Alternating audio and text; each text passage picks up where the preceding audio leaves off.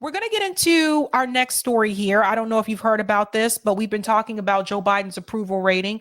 Obviously, it has decreased. I'm sure that's no surprise to most of you watching and have been tuning into this show in particular.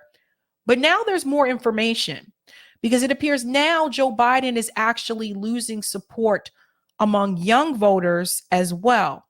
That's not surprising to me, considering that the student debt cancellation did not go through. And that is about to go back into repayment at some form or time. So that's not surprising.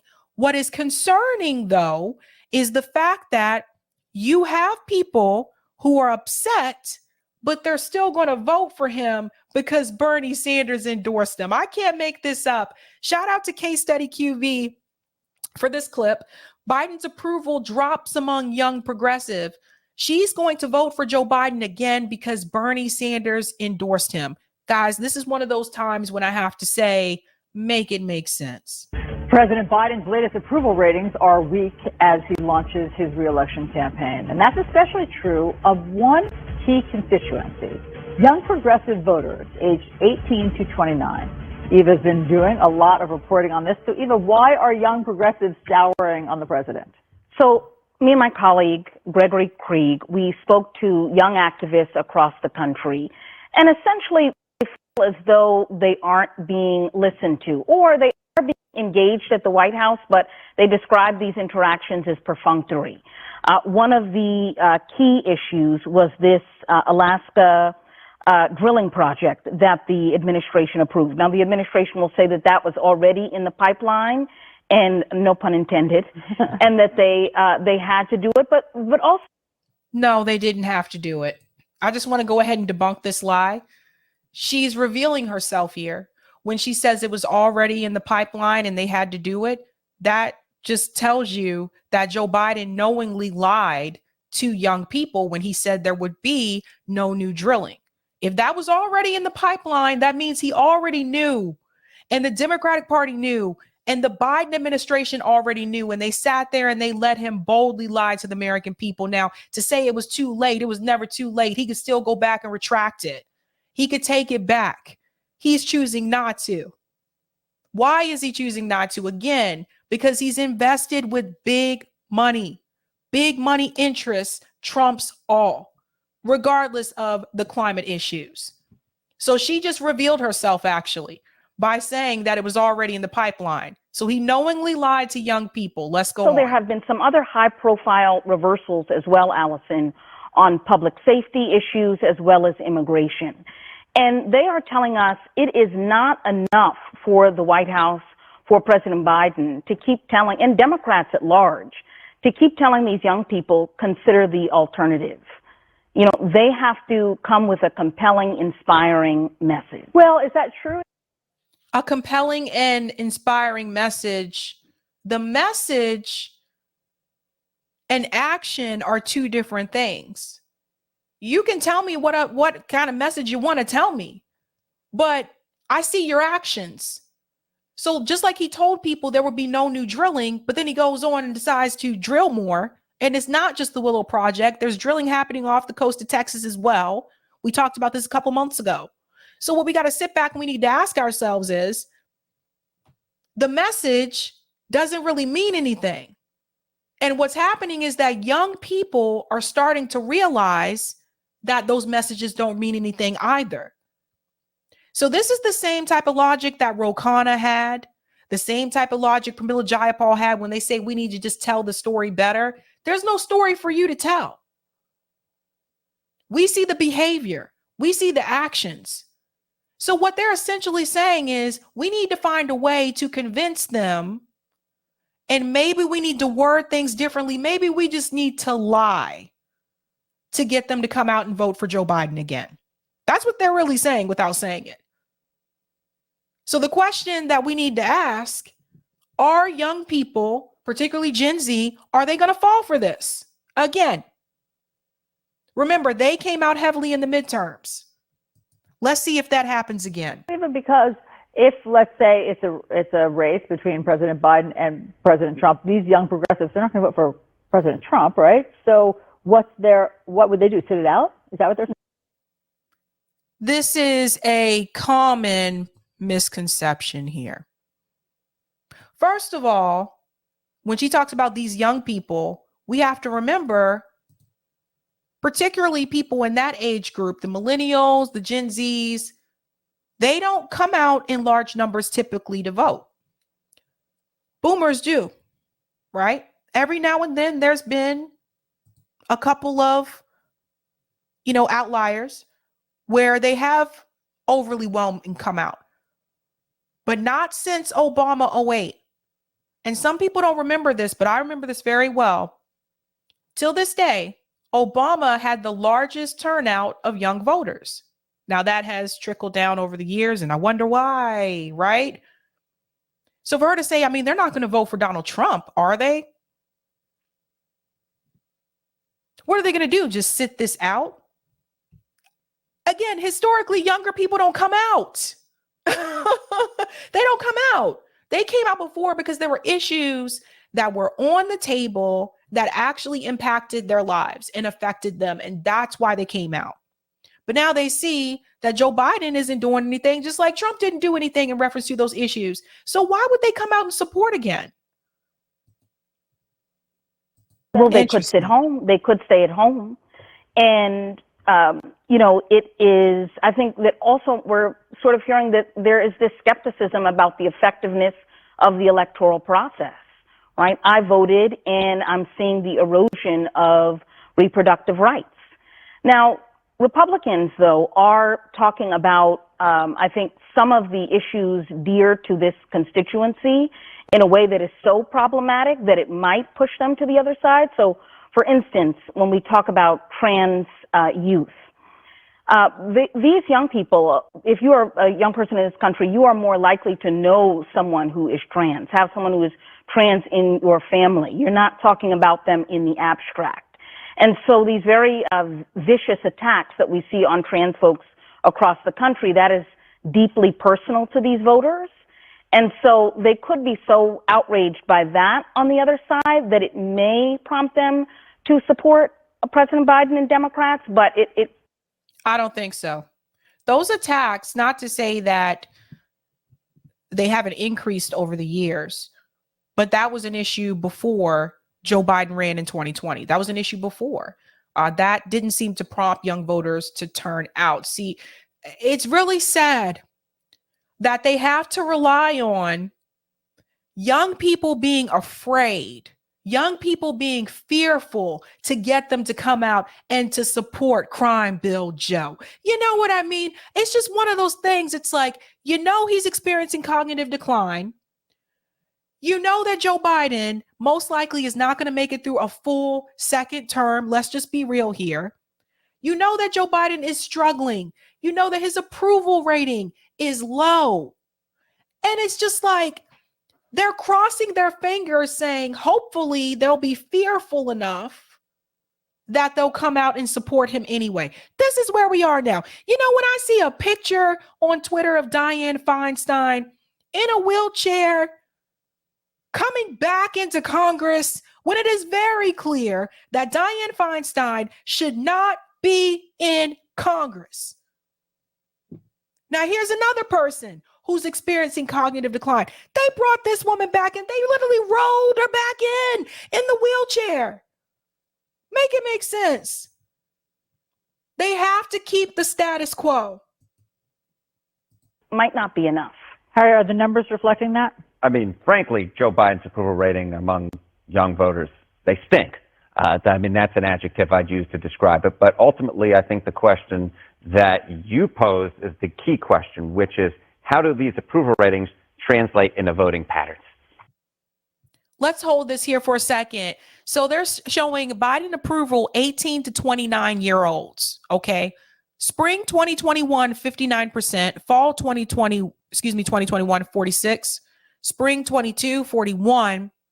Fall 22, 39, and spring 23, 36%. Now they're saying that his approval rating among young people, he said it stinks, but let's also remember when Biden ran for president in 2020, he also did not have that approval rating among young people either. Bernie Sanders actually had the approval of the younger voters.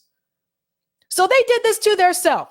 They already had decided that he was going to be the person, that this is who they were going to push through. So this is what you're stuck with. You guys knew that Joe was already experiencing some type of decline, and you pushed this dude through anyway. Crime Bill Joe. And what we saw in 2022 was that Joe Biden's approval ratings among young voters, they were similarly bad. But what actually happened in the polls? It turns out that Democrats more than held their own among voters under the age of 30. And it's exactly the reason you pointed out, which is that consider the alternative. Now, the big question, again, is do they actually turn out? Because, right, we don't have compulsory voting in this country. You actually have to go out and cast a ballot.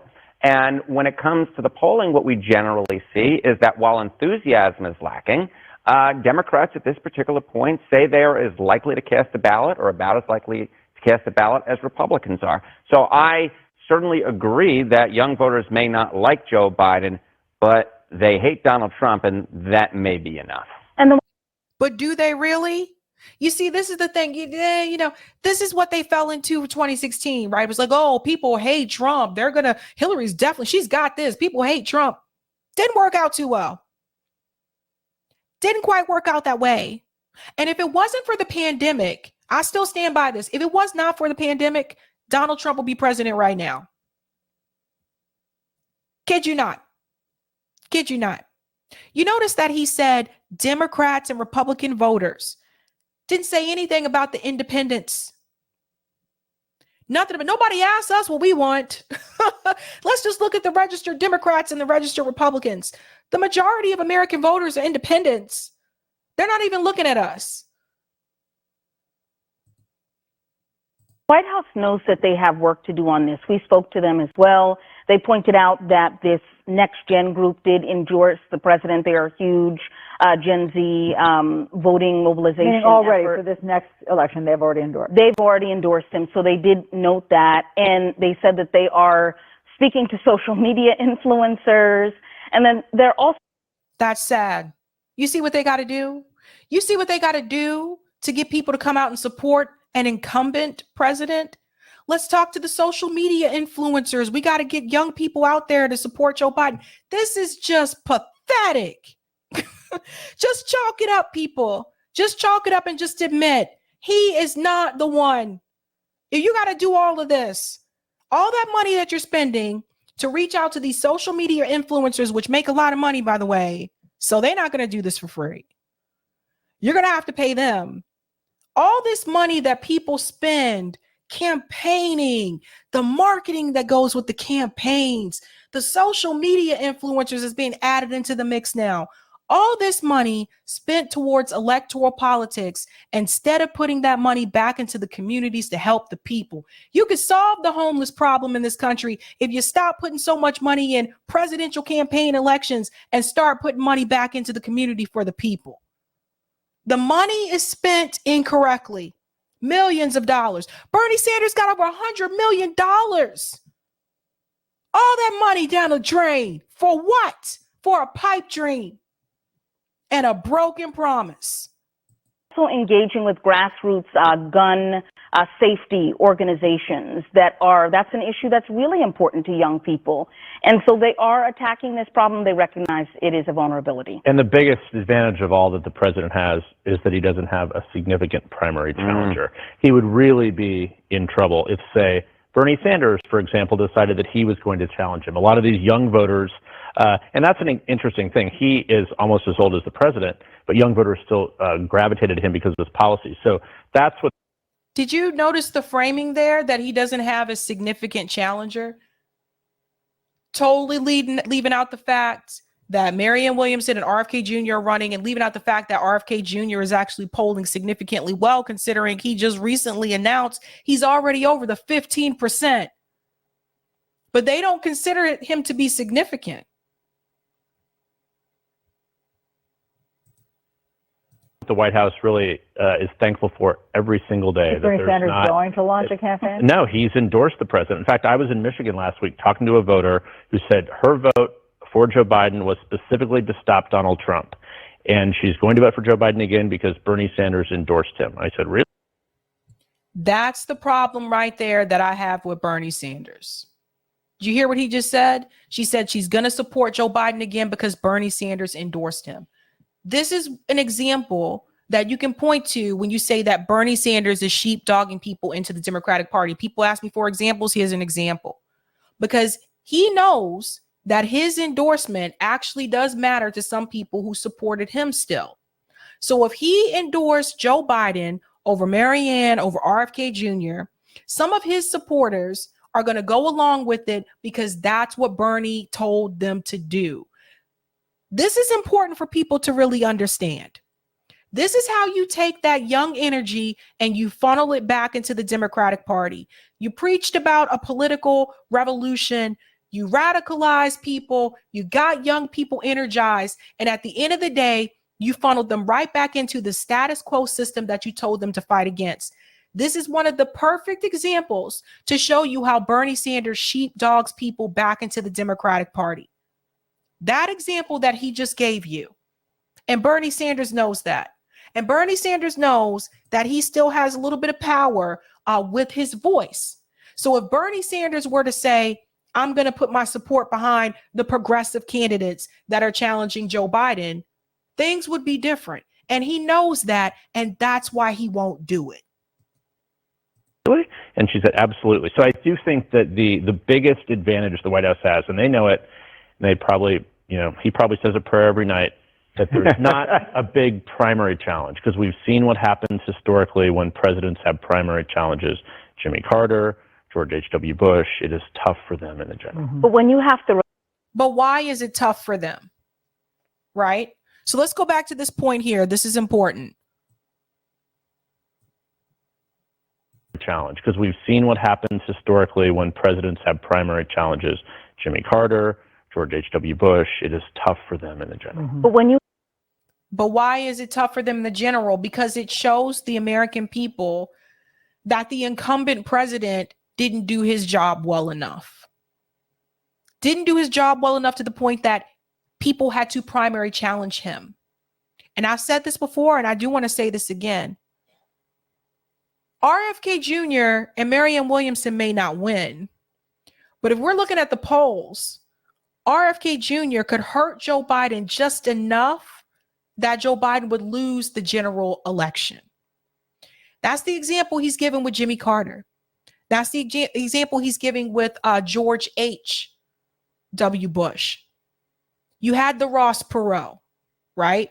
That did not help out George H.W. Bush. He lost.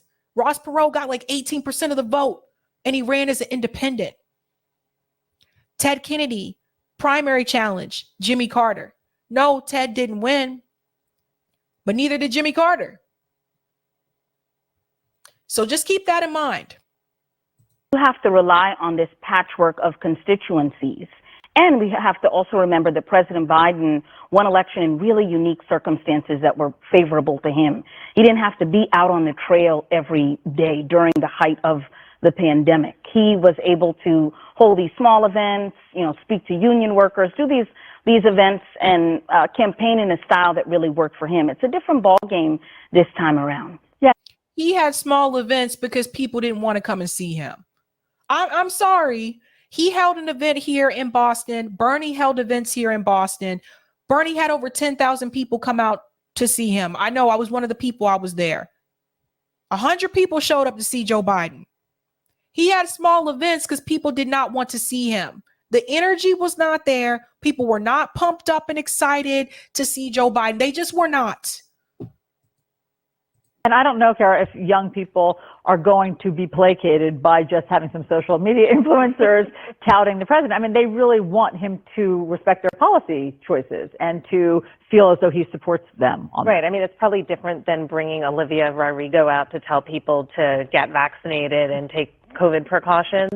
I mean, I think some of these issues are much weightier than what we're talking about here, about reproductive rights, about trans rights. And that is a significant concern to voters of that age. And that is what they're going to try to use to fearmonger people. If you don't come out and vote for Joe Biden, they're going to take your reproductive rights away. They already start taking them away. You don't come out and vote for Joe Biden, Republicans are going to do this, this, and this, and they'll just continue to play this game. Now, speaking of coming out and voting for Joe Biden, I saw a pretty cringe video. There are politicians trying to find a way to excite young people also to come out and vote. So Joe Biden tweeted this. Actually, I don't even think it's Joe Biden tweeting from this account, but it says, we have a few new folks joining the team to help get our message out across the country. You'll be hearing a lot more from them soon. Let's finish the job. Guys, hold on to your seats for this one. This one is pretty cringe.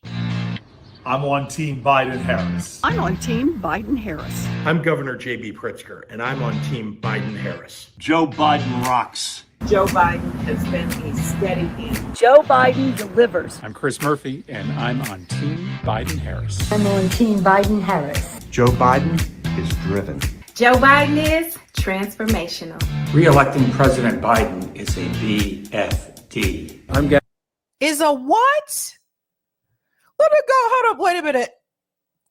Re-electing Joe Biden is a BFD. This is so cringe. They really think this sells. I'm Gavin Newsom. I'm proudly on Team Biden-Harris. Oh, look, it's the actor. This is what I call Gavin Newsom. Doesn't Gavin Newsom look like he could be on a soap opera instead of a politician? Watch out for that one. He might try to sneak his way in the White House. I'm Phoenix Mayor Kate Gallego. I'm Congresswoman Diana DeGette. I'm Grace Mang. Soy la congresista Silvia Garcia. I'm Brendan Boyle. And I'm on Team Biden-Harris. I'm happy to be on Team Biden-Harris. I'm on Team Biden-Harris. I'm with Team Biden-Harris. I'm on Team Biden-Harris. I'm on Team Biden-Harris. Joe Biden? Oh, he's ready. Honey, this has got to be acting. Like, look at this. They're on Team Joe. Are you? No. Like, who? I just need to know. Who's the marketing person? Who came up with this idea? It's cringe. It's cringe. But Joe Biden is losing support among young voters, which is no surprise to me. Good luck, Joe. I'm going to go to some of the comments here. Thanks for the super chat, Bryce. They don't want Trump is probably why they are voting Biden too.